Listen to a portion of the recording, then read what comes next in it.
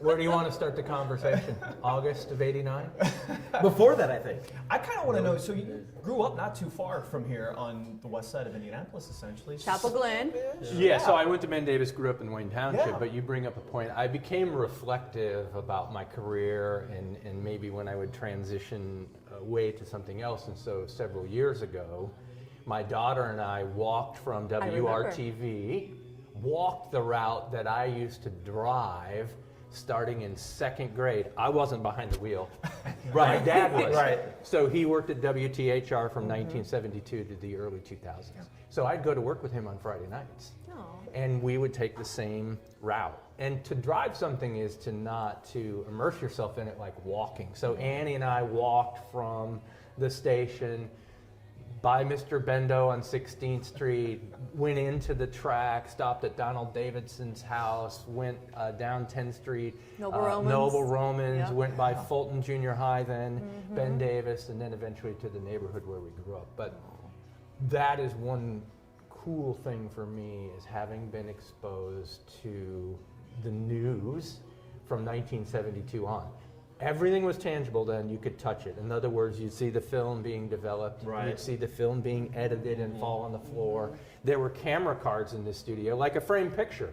So you didn't have instant turnaround of a Muhammad Ali fight. You would get a single picture of him throwing a punch. Right. And then these camera cards were lined up in order. I think my first time on TV was by accident when I walked between a camera and the camera card, and then I was banished from the studio and had to sit in the control room. Not banished. During newscasts. Slap on the wrist. Kevin's not allowed in. So were those, in those early times that you were going into the studio of your dad, is that when you got the bug that you wanted to do weather? Yeah, I think the CB radio. Also, when that was big in the 70s, you probably don't remember No, that. look at my face and look. Breaker 19. I'll look that one up, yeah. So, broadcasting, yes. I mean, I was exposed to that. But the CB radio was something that I was interested in. Is this communication, and I had a neighbor who set up the radio in his garage, and on a Saturday I'd be down there talking, and I always wanted the base unit for our house. I never got one. I think my dad envisioned like 4 semis rolling up in front of our house as they find out it's a 6-year-old guy or whatever, 10-year-old talking to him. But yes, I mean, I knew that broadcasting was something that I was interested in. So it's interesting because my brother would not be comfortable in front of a camera, have the desire to get in front of the camera. He's more musical and artistic, and I just like to run my mouth, and I like sports. And you love people.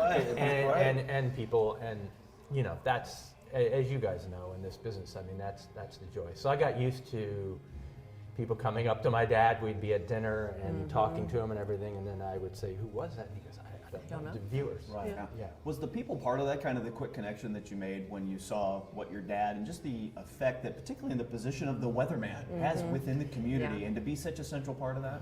And so you're bringing up the connection that people had in the 70s and 80s and 90s is less fractured than what we have today. Right. So you almost had people's undivided attention. Because there were less At choice. 6 o'clock. Less no choice, Absolutely. couple newscasts a day. Right. You weren't bombarded with information all day Right. long, and so it was really a central part of everybody's life. And for me, that was formative. But the weird thing was, I was afraid of storms.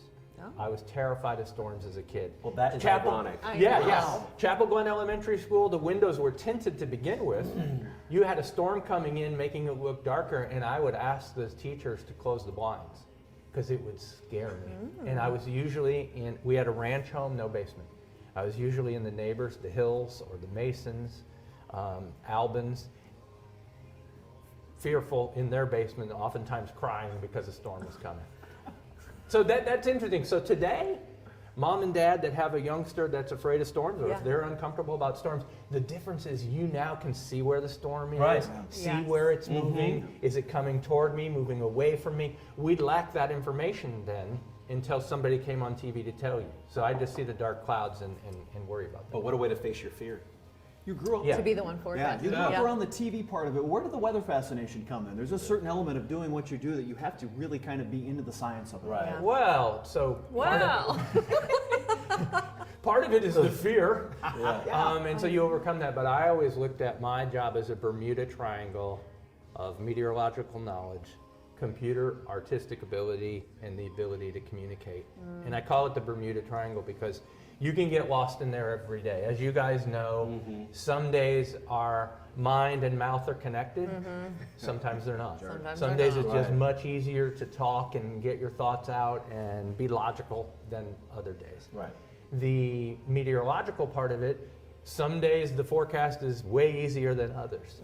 Sometimes everybody has laser focus on an event and how much snow we're going to have, Indy when it's going to 500. start, Yeah. the Indy Right. 500. A wedding day, maybe. Right. Yeah. So those are seminal moments, and what is interesting too is that when people get nostalgic, they'll say, "Oh, back in the day, they were so much more accurate, and that you guys have all this information today."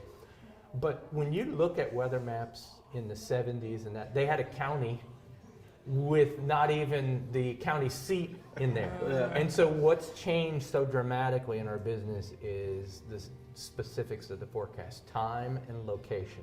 If I say 16th and Georgetown is going to be dry for the start of the 500, that is a time and a location and a moment, and it is or it isn't. is. Right. And so sometimes you can be 20 miles off, 40 minutes off, and it's seen as a blown forecast, but it's really just marginally different.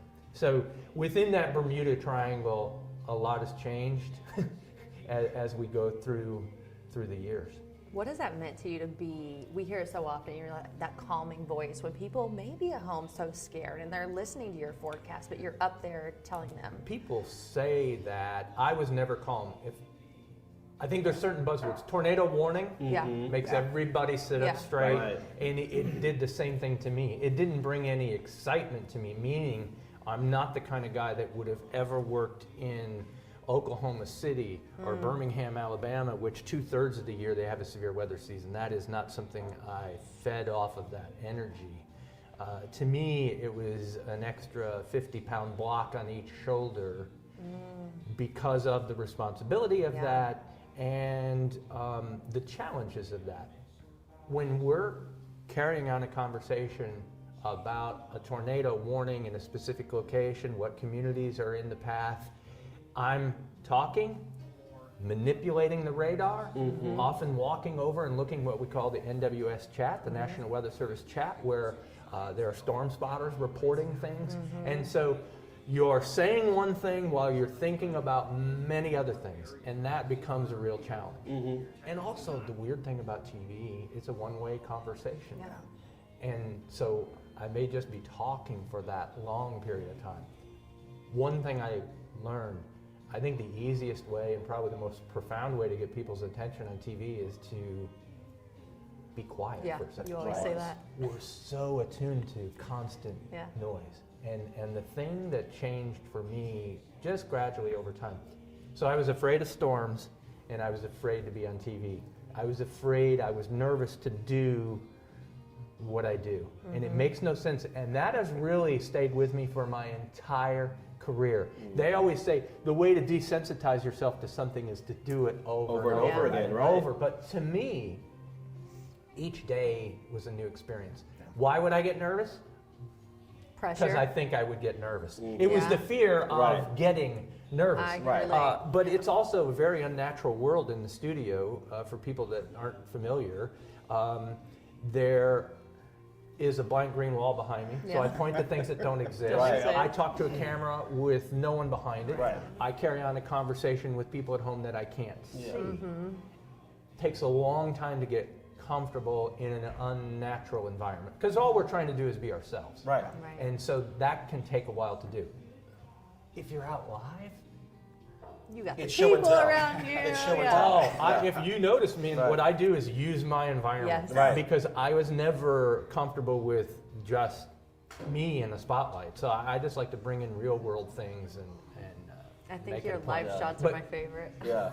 Back to storms. I honestly think some of my best work was probably between midnight and 4 a.m. Yeah. And the responsibility in those hours, then the connection that you can have with viewers in those hours can be profound when somebody has their emergency alert system go off on their phone. They hear the warning sirens. They wake up, is somebody there? And I am proud of the fact that I made it a point to be there. And what happens is you don't always know.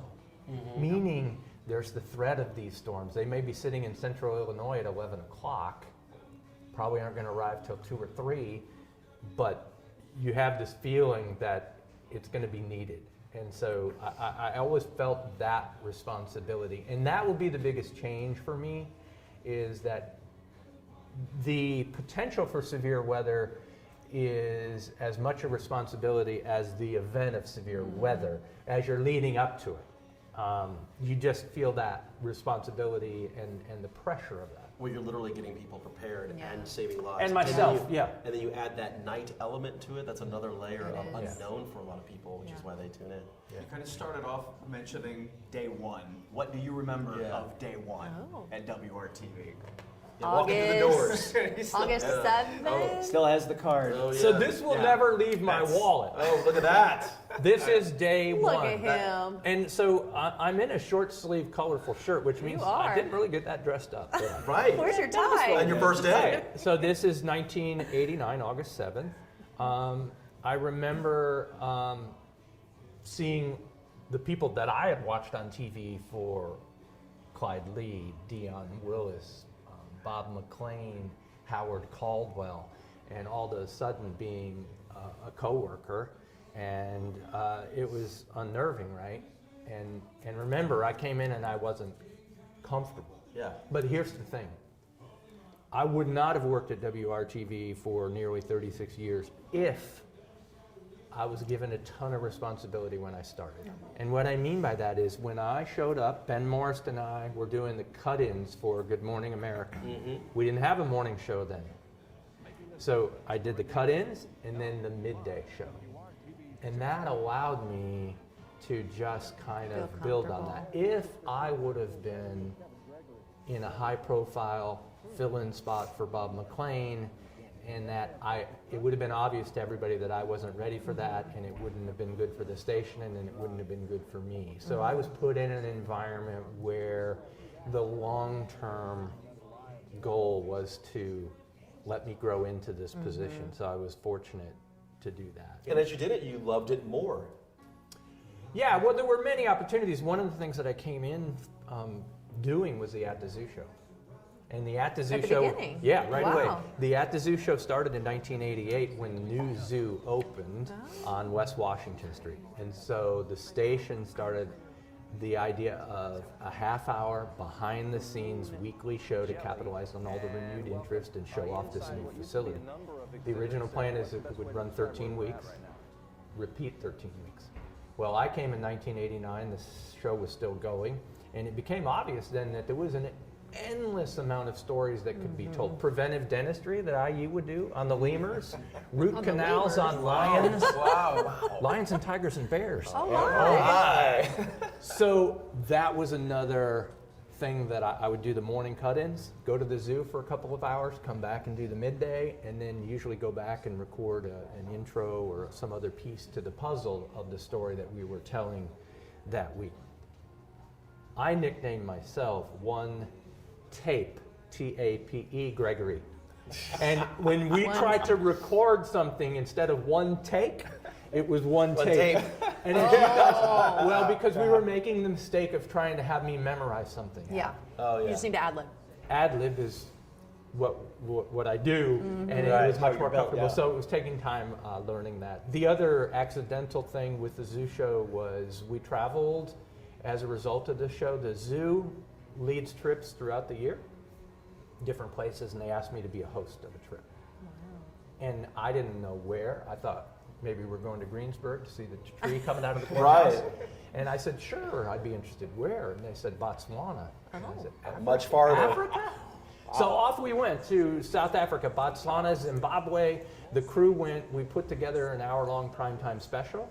As a result of that, another travel company asked us to go to the Galapagos Islands. Wow. And so we went to Ecuador and the Galapagos.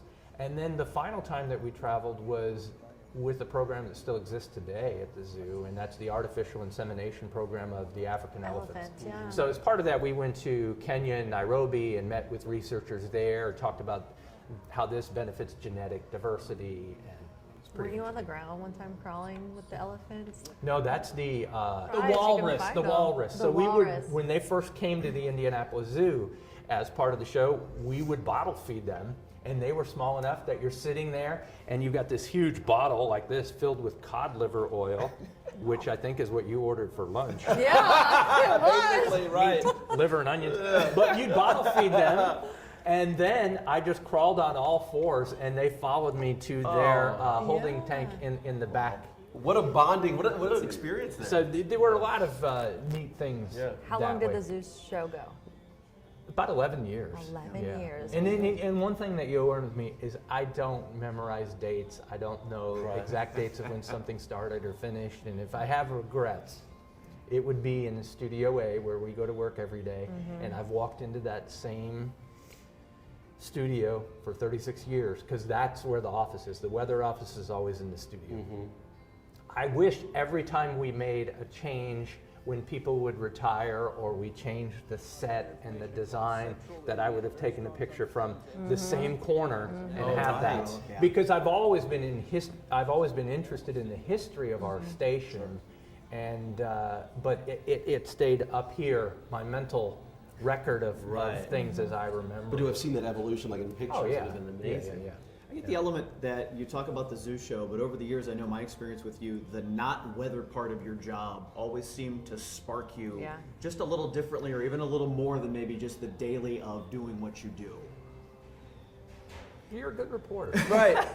But like Good the observation. state fair and race day and being downtown for the festival. What you were seeing is the difference I love between that. Kevin Gregory in the studio. Hold everything. Thank you. Thank you. Perfect timing. And I do have one question. This is on WRTV, right? Either on WRTV or on Marksville. This will be on the Marc Mullins account. But you were witnessing the difference between Kevin Gregory in the studio without the human interaction of everybody versus being out live in a real environment You're so good and with enjoying people. the moment. Right. Within our building, there are memories that I'll always have, and they're usually of people's laughs. So when I'm the first door on the right when you come in the back door, I could take attendance for the day. Figgy. When people come in, Charles Figg's a coworker. That's one of them. Marc Mullins makes some noise coming through the back door. I really do. But echoing through the newsroom, I can hear Barbara Boyd's laugh. Oh yeah. I can hear Barbara Lewis's laugh. And those are the things and the personal relationships and the stories that I will miss the most. Yeah. Going back to dates, I can't remember the exact date of the coldest morning ever. I know it was January of 1994, 27 below zero. And I remember breaking into programming for that to make the announcement. We didn't have a camera operator yet because they weren't in. So I just said, audio only, put me on. If you're awake at this hour, I said, you deserve to know this is the all-time coldest temperature in Indianapolis history. It's never been this cold before. It's 27 below. Stay inside. Why that's significant is no longer can your mom or dad or grandma and grandpa say, back when I was a kid, it was so cold. This is All the nasty. stories started Right. here It's right your then. day now. Yeah. Right. All right, cheers. Let's do a cheers. Oh, cheers. To my favorite carbonated beverage. That's right. To Kevin. Anything brown. Show the diet. Pepsi logo. There you go. So you mentioned that you'll miss, the people and the laughs. What else will you really miss when you leave? I'm nothing if I'm not consistent. So grew up on the west side, went to Van Davis High School, went to Purdue, lived in the same dorm room for 4 years. Shreve, Wow. 323, Wow. left-hand side. Never got an apartment. Nope. I just love the routine of that. And then I've had the same briefcase that I bring to the station since The handle's 1987. broken. Do I need a briefcase? No, but it was just cool carrying it. And so now the handles don't work, so I Yeah. carry it underneath Underneath your arm, right? Yeah. But it looks beat up, it looks rugged, it looks cool, used. though. And so I will miss the routine. Yeah.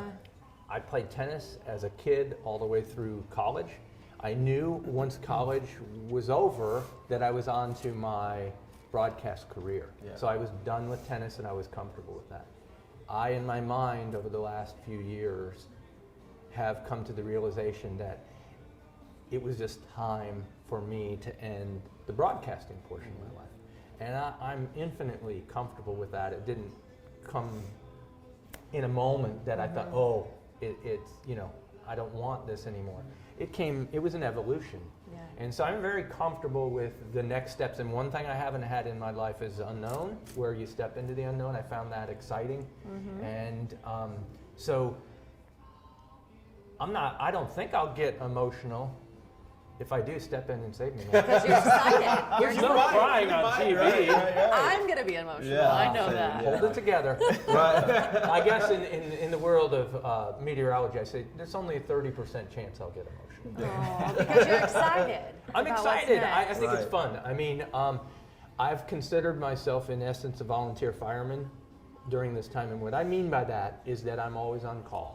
Yeah. If there's a storm, whether it's 2 a.m. or it's 7 a.m. on a Sunday or whenever, I felt the responsibility and the calling to come in and be a part of that coverage, and I took that responsibility. And so releasing that will be liberating in that sense. Yeah. Yeah. You've already been playing tennis more? Right. Working Getting out? there, yeah. Working out now. What else? Yeah, you know, if I'm in bed and the cell phone's on my chest, it's still game on to get that off. I'm not very strong. Don't let your food get cold. Yeah. So here are a couple other things. So that's my first day at work. I have a Rolodex. You might want to hide the numbers. Howard Look at that. Caldwell. Howard Caldwell. So Howard was retiring in the early 90s. He had started at WRTV in the late 50s. So how does a 24-year-old guy like me bond with someone like Howard that was at the end of their career and I was at the beginning? Because we loved the history of broadcasting and WRTV. So whenever I would talk to him on the phone, I would write something down that I learned from him. And so he was born at Methodist Hospital, but he says, almost at Circle Theater. Oh. Oh, He said that's his funny. mom was there when she went into labor, and Yeah. people went to the Circle Theater because it was the first place to have air conditioning. Oh, So it was a relaxing place to be. almost. But yeah, Kevin, I feel like I can very much relate to that story myself because I grew up watching you. I went to the Davis as well. You went to high school with my dad, and I feel like we've built a great friendship over the last 3 years, and you just have always been such a positive vibe in the studio, and that's what I'm going to miss most. The other night I came in at 11. He always plays music at 11, and I was like, oh my gosh, I'm going to get emotional. she has a walk-up song. Right. Oh yeah, I remember those days of like walking in like you're boarding the flight and the song's Yes. playing. Yeah. No, I mean, I was always happy to be where I was at, so I mean, it was enjoyable. Okay, so let me hear this. I'll go around the room real quick. Describe me, Brad. Boisterous comes to mind. Nicole mentioned the positive. It was Yeah. always, you know, we in news often, and even in sports sometimes, we find ourselves on the wrong end of a day, Yeah. depending on what it is. But we knew we could always walk into the studio, and you would have a bounce in your step of some sort for something to just bring up the mood at that point, or at least to steer the conversation. You just something that was way off of the Yeah. day, or how are things going, and all that. And it was always nice to come in and know that we were going to get at least just a little bit of sunshine, no pun intended, out of Kevin that really could turn a day in a proper direction, oftentimes. And that was always, even just for the 2 or 3 minutes that I was in through there, ready to do a sportscast or whatever. I think the most fun that we always had, though, to your point about being out in it, was being out in it. When we get a chance to share the space, be it at the track or at the fair, or you know, oftentimes outside of the station, the toy drive. I remember Circle of Lights hosting with you the couple of years up there. It was just fantastic to be out in a different element that gave us all a chance to just share some personality and just share a little more personal time. We got to do the solar eclipse together. That was really fun at the Motor Speedway. I mean, that's an all-time memory for all Oh, Hoosiers. wow. I think Yeah. that far out exceeded any expectation that I ever had for that. I can still get goosebumps, but just for it to happen here in our backyard has far more meaning than if I were to travel to Spain to try to catch it. So, Right. You'll always remember where you were and how it felt in that moment, I think. Toy Drive is such a big part of what you've done over the years here. What has it meant to have a chance to be connected to the community like that and help out so many people? whether it's the Toy Drive, you guys do Jefferson Award stories, you do features on people. What has always resonated is the generosity of Hoosiers in the community.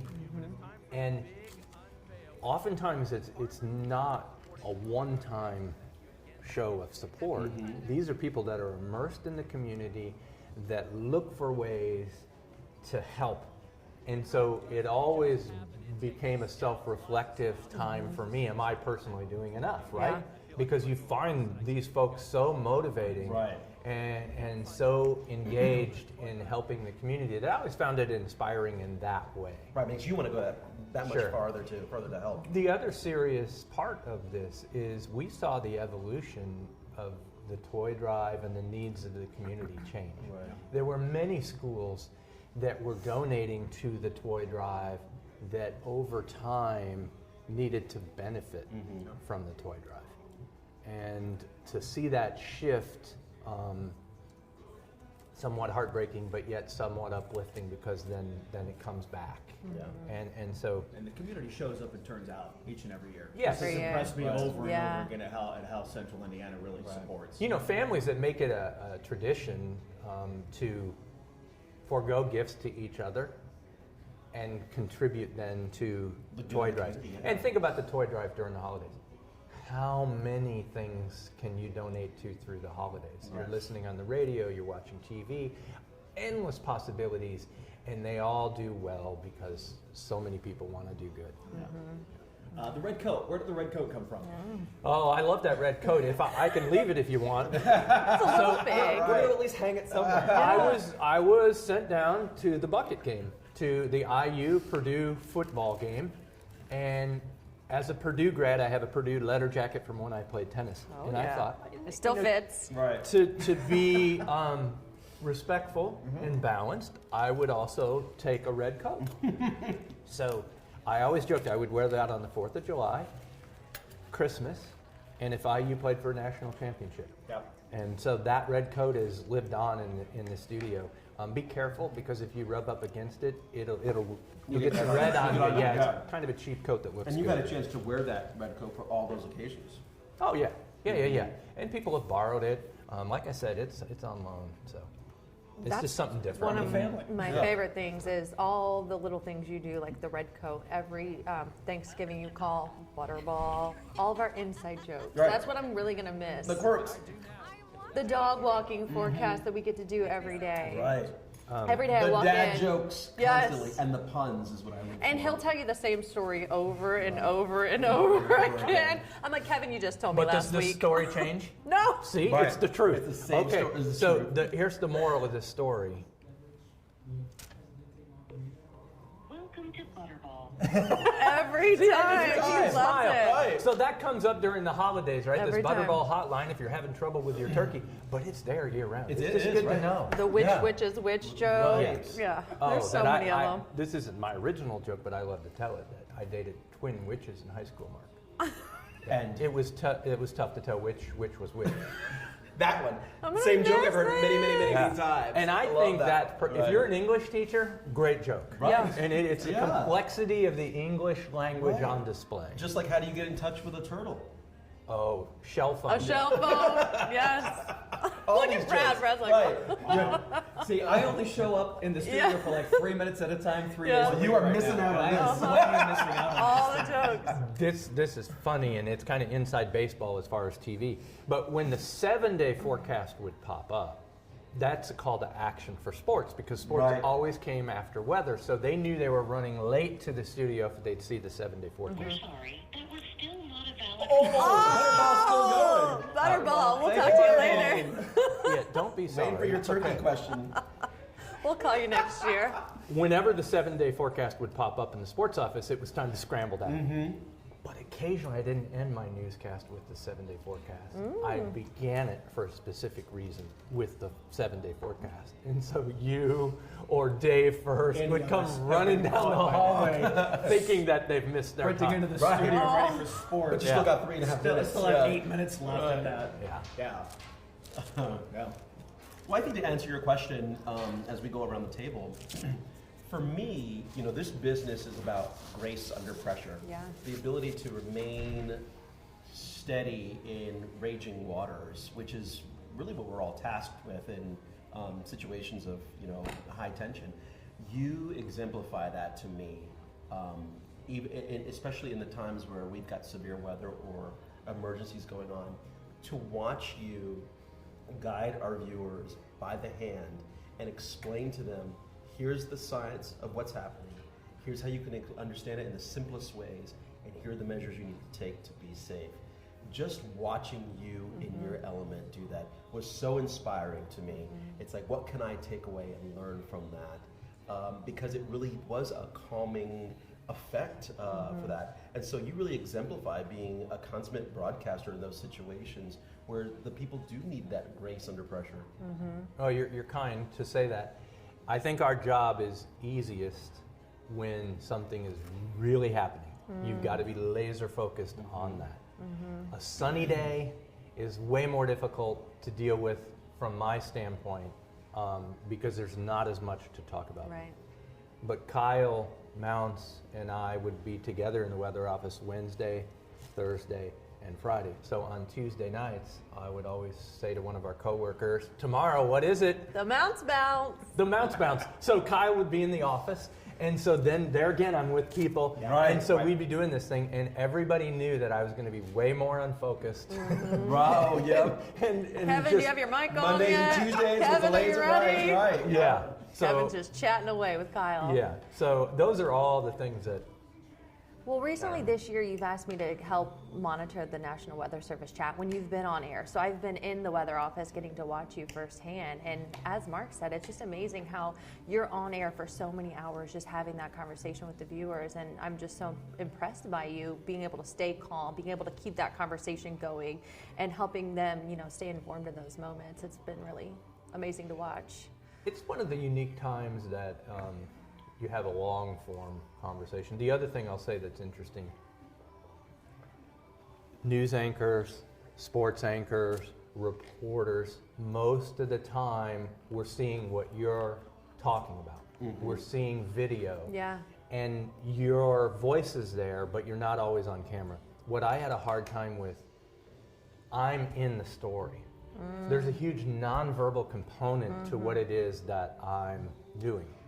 And so I'm out there in front of the maps, and you got to move one way so people can see the east, the west, and all of the mannerisms that come. I remember when I first started, every time I would point this way, my arm would be like it's broken here. And then I'd point to the west, and then my left arm's broken, and I'd point. Just things that you wouldn't pick up on unless you were paying attention and looking at. But that's Just also add music. So there are times when I talk about when I would talk about being uncomfortable on TV. When I look into the camera, I would see myself and the maps behind me. It was just like I'm watching television, so I would see myself there. If I started to feel uncomfortable, I would just step out and then come back in. And That's nice you can do that. We can't do that. That's one of the most important But we things have you can video learn. that we can collect True, ourselves yeah. in those moments, but Yeah. you're on camera collecting Yeah. yourself. Yeah. So I was never afraid to run from the camera. Yeah. It always blew my mind too during your severe weather nights. You never eat. Like you're just on Well, air there's for no all time to eat. those Yeah, hours. no time to eat. I'm like, You you don't need a have an snack? You need a Coke? Nope. I'm just going. Nothing ruins your appetite like a severe weather night. I mean, Seriously. All right. But you have a cot behind the studio. You have a cot behind the studio yeah. walls. So there's an interesting thing. Seasonal weather has different demands. So the cot behind the studio is a winter weather luxury, meaning that it may not be worth my time to drive home in the conditions that we have, but I don't want to leave the studio because I still want to be involved in what's going on. And you do have some time to lay down. because it's not the same urgency. A tornado watch, tornado warnings, and that you're working. It's happening, and you're active constantly. So I did enjoy winter storms from this standpoint. Yeah. They just unfold over a longer period of time. There is a fun side to those. There is a serious side to those. Whereas with damaging thunderstorms and tornadoes, there's no fun in that. But in snow events, it will bring people a lot of joy if you don't have to drive Sledding in it. Kids, and yeah. making snowmen. We all have memories of Yeah. those events. So I asked you about day one of work. When day one of retirement comes upon you, have you given any consideration to when the routine is no longer that routine and you're on to something else? I've given a lot of consideration about it, and all I've determined so far is that I think I'm going to be very comfortable with it. That when there is a big event happening in that, I won't feel like, oh, I need to get down there and do that. I will have the satisfaction and the pride of having done that for 37 years in my career, and it's just a time when I transition. But you might pick up the phone. I was going to say, he's going to call Kyle. Text message? Yes. Right, I have a feeling. I know. I'll always be a helper. Yeah. Everyone is a weather watcher. Right, that's true. Everyone I think you is a just coined window watcher. Yeah. the next era there. Yeah. What are you looking forward to most with retirement? Well, one of the biggest changes for my wife and I, Sue and I met in high school in 1982, got married in 1988, and have 2 kids. Evenings together. Yeah. So when you are part of that late news, I would get home at midnight, and she always waited up for me. And I'm usually asleep by 1:30. She's still up at 2:30. She's up all night. I think it's going to be harder for her to transition than me. And but that's the biggest thing is time and how you use your time, and that will be. You'll get to enjoy summer evenings. Yes. Cooking out, playing tennis. Yeah. Sue doesn't like me to cook. She's I was always going to say, you don't afraid cook, do you? that chicken's not going to be She's quite the right. cooker. So she took the grill away a long time ago. We have an inside joke. What are you having for dinner? Green beans and meatballs every night. Just about. See, I'm a man of consistency. Right. You guys will start to feel it. Everybody at home that's been in a job for a long time, feel it. Time flies. It is incomprehensible to me that I've walked through the double doors that it takes to get in the back door, open the big Studio A door, and walk to the Weather Center. That's been nearly 36 years. That sense of time is gone. That's the most remarkable thing, is that if you look at anything and try to picture the end of something when you don't know what it's going to be, it can seem overwhelming. Yeah. Right. In other words, you just keep doing something day by day and building and moving along, and all of a sudden you've got quite a path behind you. But I never envisioned this. Actually, I told my dad at one point when I was 24, oh, I'll never work 30 years. I can't imagine having, doing it. That's a young kid talking. Here you are. Then when you get into it, then you totally understand it. And so, Yeah. I've been thousands here of for times. roughly half of your time now. It occurred to me here as we were getting ready to put this all together that I've been here for roughly half of that. And to your point, it does not seem like it's been 17 and a half years for me, going on 18 in WRTV, but I think that's part of really enjoying genuinely what you do every day and enjoying the people that you do it with. Really makes it just seem like every day is another good day. there's so many things that we can keep bringing up, is that people at home would never understand. We live by the clock. Right. The news is going to start at 4:59 whether we're ready or not. Right. So you have to be ready. And seconds matter. When a computer is going to end the newscast and it's what we call a hard out, boom, your mics are cut. Done, right. You have to be on time. And that is weird, that I won't have to live with that kind of precision. Yeah. Somebody talking in your ear all the Right. time. Yeah, so we wear Right, IFB, right. so the director can talk to you in your ear, give you information about, hey, we've got a traffic camera where you can see the heavy snow, or we need you to stretch because the next story isn't ready. And I've coined myself a producer's Dream. And that goes back to I'm glad they got it. yeah. I was thinking about something. One thing that happens in our business is some people will get protective of their time. Yeah. If my time is usually 2 minutes 45 seconds for a weathercast, if a producer called and said, "I need you to go 2:15 tonight because we've got this or that," I'd be like, "No problem." Producer's dream. I'm a producer's dream. The reason why I was not protective of my time, again, I was scared to have more time. No. And so if somebody took something off of my plate, I felt felt better. great about that. Yeah. And I always joke with Kyle, sometimes if I have to talk for 3 minutes and 30 seconds, I'll be like, man. But if I went into a friend who doesn't know broadcasting, I'd go, you won't believe what happened at work today. Right. I had to talk an extra 30 seconds. They'd be like, what? Yeah. On TV, it's Yeah. a different world. But you're right. Yeah, time constraints will be unraveling for you. No more hard out You're right. at 6:27:56. Except the final show. Yeah. That one. Wrap.